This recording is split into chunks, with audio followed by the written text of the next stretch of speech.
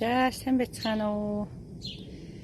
Манайх өнөөдөр магш авах гэж байна. Манай хүн гэрэлээ хийх гэж байна. Тэгээд хийж авах хугацаанд бас та нарт өөрийнхөө туршлагаасаа хуваалцъя.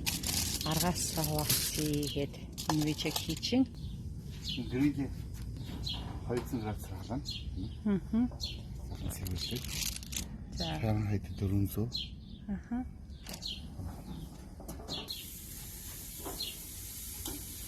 Тэгээд маха тавих нь байна. За манайхын стейк шарж байна. Мөн дахианы гуй мах ясыг аваад амтлаа шарж байна. За энэ мөнгөлөг цаасаар орооцсон эрдэнэ шиш байгаа. Корн. За тэгээ бас нэг хідэн бөөргөр хідэн сосиск шарах гэж байна. Хэмээтийг бол гэрэл дахиад бохон болоод дээшний байна.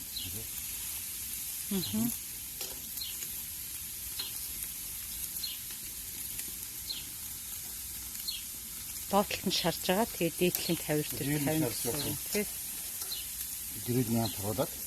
Тэгвэл дахиад дороо шарах юм бол амархан төлөвлөн.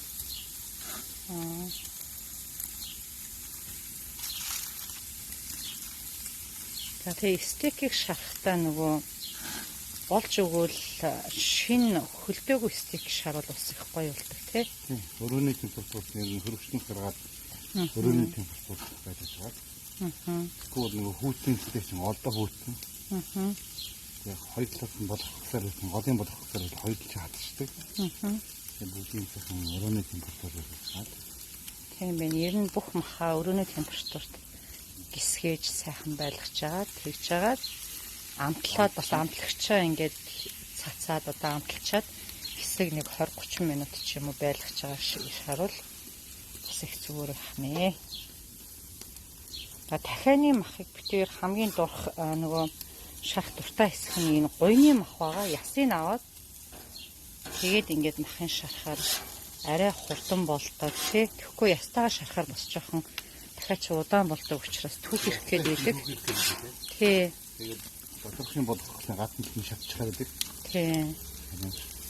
Тэгээд ясыг авчаад бас хайж болохгүй шүү манайхаа. Ясаар нь сайхан амтлаад дахианы шүл гаргаад хөлтөөж жагаад хэрэгтэй үедээ хэрглэж болно.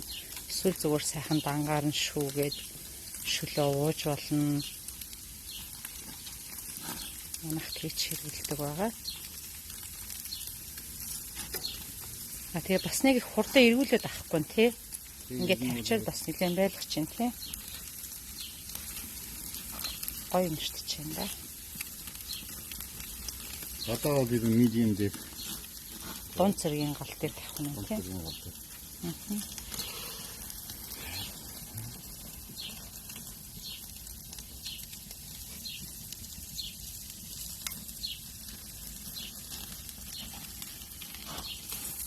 Чамайг нэг эргүүл гэж харчаад тэгээд видеогоо дуусгая.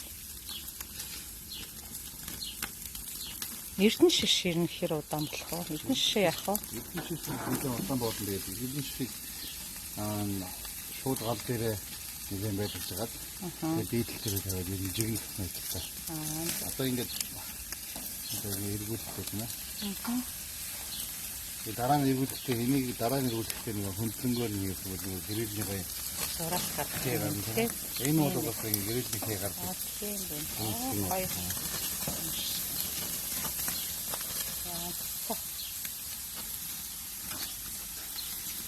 За нэг иймэрхүү байна. Заримдаа ингэ стейк ингэ шавдахаар ингээд хатчлаар улам ингээд өндөг байхгүй.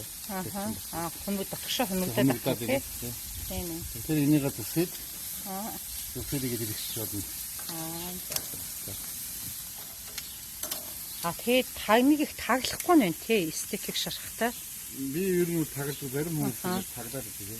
Утаанд нь чигнээд тий. Тэр нөгөө миний бодлоо энэ утааг нь шатж байгаа энэ утааг гаргаж ивэл юм. За. Таглаад бол дэмий гэж шүү.